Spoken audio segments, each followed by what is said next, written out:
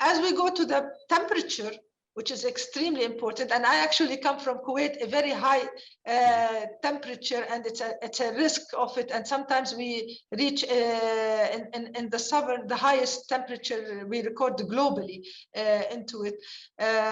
We are very much, the region is very much vulnerable to climate change impacts on temperature, and the region already have seen an increase of 2 Celsius degree into it, and they were anticipating by the end of century of a 5 degrees Celsius, which will be impacting water and food vulnerability, which will be increasing. And as you know, the region is a very water scarce region, with 60% of our population are living in areas that face water scarcity compared to the global average of 35%.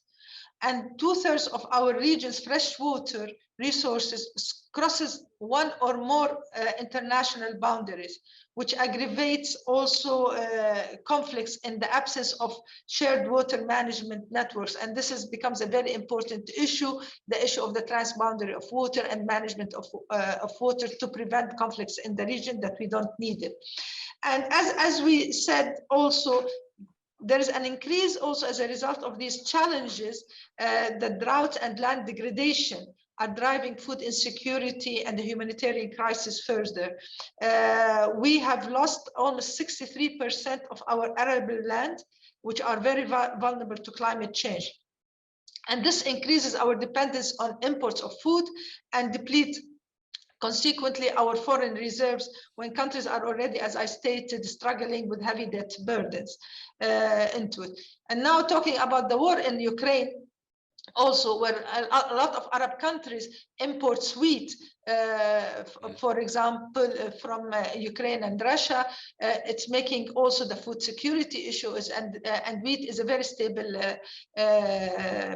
food item in our dietary nutrition. It becomes making our countries also vulnerable to it.